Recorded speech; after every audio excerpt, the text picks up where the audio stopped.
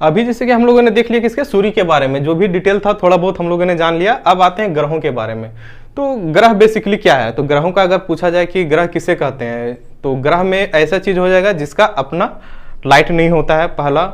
दूसरा क्या, इसमें हीट नहीं होता है। अगर लाइट और हीट रहे तो ये फिर तारा कहलाएगा।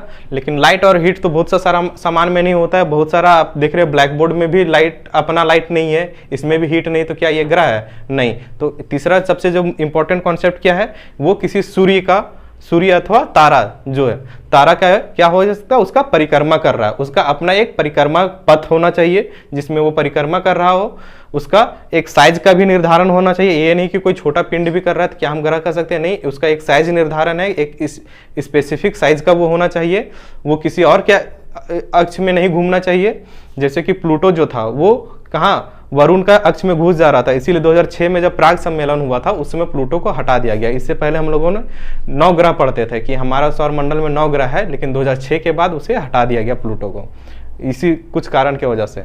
तो बेसिकली ग्रह क्या हो गया, जो सूर्य के चारों ओर चक्कर लगाते हो या तारों के चारों ओर चक्कर लगाते हो, जिसका अपना लाइट नहीं होता, अपना हीट नहीं होता है, स्पेसिफिक उसका परिभ्रमण चक्र होता है एक, जिस पर वो चाहे इक्लिप्टल पाथ जिसको बोलते हैं, परिक्रमण उसका पथ होता है, और उसमें एक स्पेसिफिक साइज होना चाहिए, एक आकार बड़ा होना चाहिए। आगे अब हम लोग जो इसका सीरियल है, सबसे पहले सीरियल तो आप लोग याद इसको रखिएगा कि आसानी से इसको याद भी किया जा सकता है। 4-4 भाग में पहले डिवाइड कर दीजिए। तो सबसे पहले क्या आ जाएगा, बुध, इंग्लिश में मरकरी बोलते हैं, शुक्र वीनस बोलते हैं, अर्थ हमारा पृथ्वी है, मास मतलब हमारा मंगल ग्रह। तो ये चारों पहले याद रखिए, क्या, बुध शुक्र पृथ्वी मंगल, बुध शुक्र पृथ्वी मंगल। इंग्लिश में क्या हो जाएगा, मरकरी वेनस अर्थ मास, मरकरी वेनस अर्थ मास। अगर इसको आप कोड याद कर सकते हैं तो कोड भी बहुत आसान है, मैं भी इंजीनियर में एडमिशन लूंगा। तो एडमिशन इसका हम बाद में बताएंगे, ये एस्टेरॉयड कहलाता है, एस्टेरॉयड को एडमिशन यहाँ पे हम करें, मैं भी इंजीनियरिंग में एडमिशन लूंगा। पहले ये 4 आप याद रखिए। तो कैसे हो जाएगा, मैं मतलब मरकरी, भी मतलब वीनस, ई मतलब अर्थ, एम मतलब क्या हो जाएगा, मास, और ए मतलब एस्टेरॉयड। ये क्षुद्र ग्रह बीच में आते हैं, ये भी इंपॉर्टेंट है, क्वेश्चन इससे बना हुआ, हम बताएंगे क्वेश्चन कहाँ पूछेगा।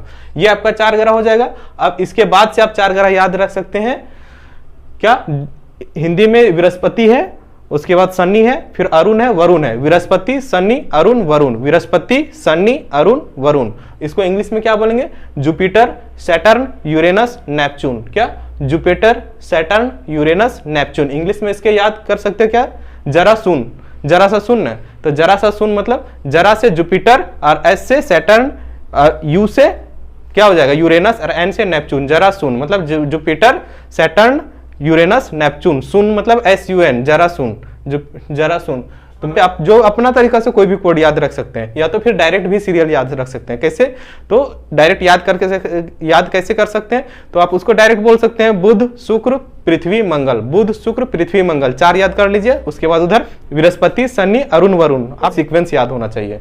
तो ये आपका क्या हो गया, एक सीक्वेंस हो गया। अब इस सीक्वेंस में हम लोग देखेंगे